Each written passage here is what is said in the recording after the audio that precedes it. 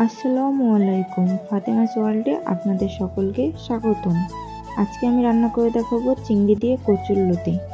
এখানে 1 কেজি পরিমাণ কচুরলতি পরিষ্কার করে কেটে রেখেছি। এরপরে গরম পানি দিয়ে নারকেলের দুধ তৈরি করে রেখেছি। আর নিয়েছি চিংড়িগুলো আমি ছোট সাইজের নিয়েছি, আপনারা চাইলে বড় সাইজেরও নিতে পারেন। চিংড়ির পরিমাণটা আপনাদের ইচ্ছা মতোই নিতে পারেন।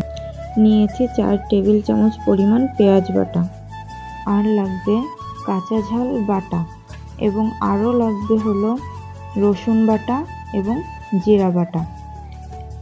একটি ফ্রাই প্যানে বা একটি কড়াইতে পরিমাণ মতো তেল দিয়ে তেলটাকে একটু গরম করে নিতে হবে। এরপরে একে একে পেঁয়াজ বাটা, কাঁচামরিচ বাটা, রসুন ও জিরা বাটা, পরিমাণ মতো লবণ ও হলুদ দিয়ে মশলাটিকে কষিয়ে নিতে হবে। মশলা একটু সময় কষানোর পরে এটাতে দিয়ে দিতে হবে চিংড়ি মাছগুলো কিছুক্ষণ মশলা দিয়ে ভেজে এর ভিতর দিয়ে দিতে হবে 1 কাপ পরিমাণ নারকেলের দুধ দিয়ে ভালোভাবে এটাকে নেড়েচেড়ে একটু কষিয়ে নিতে হবে। কিছুক্ষণ পর এর ভিতর দিয়ে দিতে হবে পরিষ্কার করে রাখা কচুরলতিগুলো, এবং কচুরলতিগুলোর গায়ে ভালোভাবে মাখিয়ে এটাকে আবার 1 কাপ পরিমাণ নারকেলের দুধ দিতে হবে এবং ঢেকে রাখতে হবে। কিছুক্ষণ এভাবে ঢেকে রাখার পরে দেখা যাবে নারকেলের দুধটা টেনে গেছে এবং এ থেকে তেল ফুটে উঠতেছে।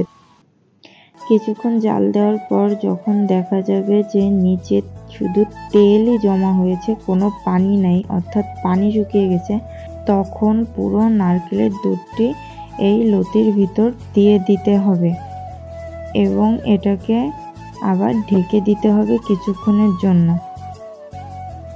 কিছুক্ষণ পর দেখা যাবে যে নারকেলের দুধ অনেকটাই শুকিয়ে গেছে, এবং যখন নারকেলের দুধ শুকানোর পরে একদম লতির গায়ে মাখা মাখা একটা অবস্থা হবে, তখনই এটাকে নামিয়ে ফেলতে হবে এবং সার্ভ করতে হবে। কাঁচা ঝালের লতি অনেক সুন্দর একটা কালার আসছে এবং এটা খেতেও অনেক সুস্বাদু হয়।